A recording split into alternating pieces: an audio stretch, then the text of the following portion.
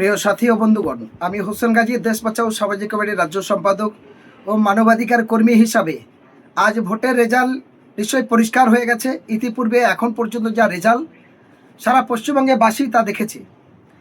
এক জায়গায় আমরা শুরু থেকে বলেছিলাম বাম, আইএসএফ জোট, কংগ্রেস ইত্যাদি তারা ক্ষমতায় নাই আসুক, কিন্তু তৃণমূলের গুন্ডারাজ খতম হোক, তৃণমূলের গুন্ডারাজ স্বৈরাচারী তারা পরাজিত হোক।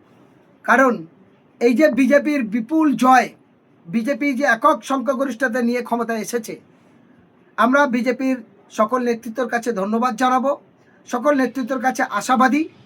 দায়িত্ব আপনাদের, জনগণ আপনাদেরকেই ভোট দিয়েছে এবং তৃণমূলের অত্যাচারিত হয়ে দিশাহারা হয়ে এই বাংলার হিন্দু, মুসলমান, দলিত, আদিবাসী, সংখ্যালঘু মুসলমান সহ সবাই কিন্তু দু হাত তুলে আপনাদের আশীর্বাদ করেছে, দু হাত তুলে আপনাদের দোয়া করেছে। তার জন্যই কিন্তু আজকে বিজেপির জয় জয়কার। কারণ বিজেপি আলাদা দল, বিজেপি অন্য অন্য ইত্যাদি ইত্যাদি এই কথা মানুষ ভাবেনি। মানুষ একটা কথা বুঝেই ভোট দিয়েছে যে তৃণমূলের গুন্ডারাজ শেষ হোক, তৃণমূলের মস্তানিটা বন্ধ হোক, তৃণমূলের দুর্নীতিটা বন্ধ হোক, তৃণমূলের অত্যাচারটা বন্ধ হোক। তার জন্য মানুষ ব্যাপক হারে এই বিজেপিকে ভোট দিয়েছে। আরেকটি কথা, এই তৃণমূল কংগ্রেসের ভুল কারণে কিন্তু আরও বেশি করে বিজেপির জয় এসেছে। তার কারণ এই তৃণমূল কংগ্রেস আইএসএফকে, সিপিআইএমকে, কংগ্রেসকে, এসডিপিআইকে, হুমায়ুন কবির দলকে এরা বারবার তকমা দিয়েছে এরা বিজেপির দালাল, বারবার তকমা দিয়েছে এরা বিজেপির বিটিম। মানুষ তাই এদের উপর রাগ করে রেগে গিয়ে কিন্তু এই ভোটটা তাদেরকে করিয়েছে। ফলে আমি বিজেপির নেতৃত্বের কাছে আবেদন রাখবো, যেই মুখ্যমন্ত্রী হোক, যারাই সরকার পরিচালনা করুক, ভারতের রাষ্ট্রীয় জনতা পার্টির কেন্দ্রে এবং রাজ্যের সকল নেতৃত্বের কাছে, এটা সম্প্রীতির বাংলা, এটা সংহতির বাংলা, এটা মিলনতিথির বাংলা, ভারতবর্ষের স্বাধীনতার রাস্তা দেখানো বাংলা। এই বাংলার মানবতাটাকে আপনারা রক্ষা করবেন এবং আপনারা সকলকে সমান চোখে দেখবেন। 5 বছরের সরকার পরিচালিত হিসাবে সকলকে নিরপেক্ষ দৃষ্টিভঙ্গে বাংলার উন্নয়নকে তৈরি করুন, যাতে তৃণমূলের 15 বছরের ইতিহাসকে আপনারা পাল্টে দেন। এত সুন্দরভাবে পরিচালনা করুন যাতে সমস্ত মানুষের কাছে ভালোবাসার ভ্রাতৃত্ববোধের জনজোয়ার বয়ে এত সুন্দর করে আপনারা সরকার পরিচালনা করুন যেন কোনো মানুষ দুঃখ না পায়, আপনাদের দ্বারা যেন কোনো মানুষ কষ্ট না পায়। মানুষ যেটা আপনাদেরকে অপপ্রচার করেছে বিজেপি নামে, তৃণমূল কংগ্রেস যে বিজেপির নামে এত অপপ্রচার করেছে, বিজেপিকে যে এত খারাপ রাস্তায় হাঁটিয়েছে, সেটাকে ওদের বদলা নয়, বদল চাই, যেটা ওরা বলে নিজেদের স্বার্থ গুছিয়েছে। সে জায়গায় দাঁড়িয়ে আপনাদের সরকার পরিচালনার মধ্যে দিয়ে বাংলার মানুষ যেন মাথা তুলে দাঁড়াতে পারে। বাংলার দলিত, আদিবাসী, সংখ্যালঘু এবং লাঞ্ছিত, বঞ্চিত, নিপীড়িত মানুষ সবাই যেন তাদের নিজেদের অধিকার ফিরে পায়, সবাই যেন সমান সংখ্যানুপাতে তারা চাকরি পায়, কর্মস্থান পায়, নতুন জায়গা পায়। এই অনুরোধ আমি বিজেপির সকল নেতৃত্বের কাছে রাখছি। তার সাথে তৃণমূল কংগ্রেসের যতগুলো দুর্নীতিগ্রস্ত মানুষ আছে, এমনকি অভিষেক ব্যানার্জি, শওকত মোল্লা সহ সমস্ত হারমাদদের বিরুদ্ধে সঠিক আইনি পদক্ষেপ নেওয়া হয়। কালীঘাটে 43টা বাড়ির সঠিক খোঁজ নেওয়া হয়। হাজার হাজার কোটি টাকা বিদেশ পাচারের যেন সঠিক ব্যবস্থা না হয়।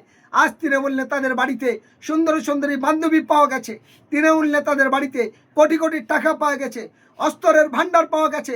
সেইগুলো যেন সঠিক তদন্তের আইনের আওতায় এনে তাদের বিরুদ্ধে কঠোর আইনি ব্যবস্থা নিয়ে সাজার ব্যবস্থা করে আমি হোসেন গাজী একজন মানবাধিকার কর্মী হিসাবে বিজেপির নেতৃত্বদের কাছে 2 হাত জোর করে অনুরোধ করবো, ছাড়বেন না তৃণমূলের গুন্ডাদের, ছাড়বেন না তৃণমূলের স্বৈরাচারীদের, ছাড়বেন না তৃণমূলের ফ্যাসিস্টবাদ অত্যাচারী হারমাদদের। এটাই আপনাদের কাছে আমার আবেদন। আরেকটি আবেদন করতে চাই আমি হোসেন গাজী, যে বাংলার মানুষ তারা বুঝেছে এই স্বৈরাচারীর বিরুদ্ধে হুমায়ুন কবিরের রেজিনগর এবং নওদার মানুষকে স্বাগত জানাই, তারা বিপুল ভোটে জয়যুক্ত করিয়েছে। আমরা সাগরদিঘির মানুষকে ধন্যবাদ জানাই, তারা মোস্তাকুর রহমানকে বিপুল ভোটে জয়যুক্ত করিয়েছেন, ভাইরান বিশ্বাসের বেইমানিটিকে পরাজিত করেছে। আমরা ধন্যবাদ জানাই ভাঙড়ের মানুষকে, যেখানে বারে পাঠিয়েছে, কলকাতার পতিলায়ের মতো জায়গায় পাঠিয়েছে, শওকত মোল্লার মতো হারমাদকে তার যোগ্য জবাব দিয়ে হারিয়েছে। এবং শওকত মোল্লা বলেছিল, আমি যদি ভাঙড়ে জিততে না পারি সারা জীবন রাজনীতি করব না। আমরা দেখতে চাই শওকত মোল্লার কথা আর কাজ ঠিক আছে কিনা, কথা আর কাজ ঠিক আছে না। তিনি আগে ঘোষণা করেছিল, আমি যদি ভাঙড়ে হারি সারা জীবন রাজনীতি করব না। তাহলে রাজনীতির জায়গায় চিরদিনের মতো আজ শওকত রাজনীতি থেকে সন্ন্যাসী হবে তো, তিনি বয়কট করবেন তো, আর জীবনে রাজনীতি করবেন না তো? তার এই সাংবাদিক সম্মেলনে আমরা অপেক্ষায় রইলাম, দেখতে চাই তিনি কখন থেকে বলছেন যে আমি চিরদিনের মতো রাজনৈতিক জগৎ থেকে বিদায় নিলাম। এবং ক্যানিং পূর্ব ভাঙড়ে যতগুলো খুন মার্ডার, যতগুলো অত্যাচার করেছি তার জন্য আমি ক্ষমা প্রার্থী, আপনারা আমাকে ক্ষমা করে দিন। এই ভুল স্বীকার করে রাজনীতি থেকে তিনি মুক্তি নেবেন কবে, আমরা দেখতে চাই শওকত মোল্লার এবং নওশাদ সিদ্দিকীর নেতৃত্বে আগামী দিনে নতুন করে বাংলার নতুন জায়গা তৈরি হবে। এবং আমরা আশাবাদী বর্তমান বিজেপি সরকার যারা এসেছেন, যারা বিপুল জয় নিয়ে এসেছেন, তারা মানুষের হয়ে কাজ করবে। তারা বাংলার সমস্ত জাতি ধর্ম বর্ণ নির্বিশেষে সর্বস্তরের মানুষের দেখবে, কৃষক শ্রমিক ক্ষেত মজুরি দিন মজদুরি লেবার অটো চালক রিক্সা চালক সবজিওয়ালা থেকে শুরু করে সর্বত্র মানুষের হয়ে তারা নিরপেক্ষ ভূমিকা কাজ করবেন। এটা আমরা বর্তমানে যে রাজ্য সরকার আসতে চলেছে তাদের শপথ বাক্য পাঠের জন্য তাদের আগাম শুভেচ্ছা থাকলো, স্বাগত থাকলো। তারা যেন নিরপেক্ষ দৃষ্টিভঙ্গি নেয়। আমি হোসেন গাজী মানবাধিকার কর্মী হিসাবে এই আশা, এই আবেদন রাখছি। সাথে সাথে ভাঙড়বাসীকে ধন্যবাদ জানাই, তারা শওকত মোল্লাকে হারমাদের মতো মানুষকে পরাজিত করেছে। আমরা ধন্যবাদ জানাই নওদা রেজিনগরের মানুষকে, সাগরদিঘির মানুষকে, যারা বিকল্প শক্তিকে দিয়ে বিধানসভায় একটা বিরোধী মুখ পাঠিয়েছে। আমরা মনে করি তৃণমূলের এই স্বৈরাচারী ফাশিষ্টবাদের বিরুদ্ধে সঠিক রায় বাংলার মানুষ দিয়েছে। এটা আমরা অত্যন্ত খুশি এবং আনন্দিত। বাংলাবাসী ভালো থাকো, সুখে থাকো, শান্তি থাকো, সকলে মিলেমিশে যেমন ভাই ভাই একই ট্রেনে যেতাম, একই বাসে যেতাম, একই সঙ্গে চলতাম, সেই সুন্দর সম্প্রীতি বাংলার ইতিহাস যেন গড়তে পারি। এ বলে সকলকে ধন্যবাদ জানিয়ে আমি আমার কথা এখানে শেষ করছি। আমি হোসেন গাজী, মানবাধিকার কর্মী।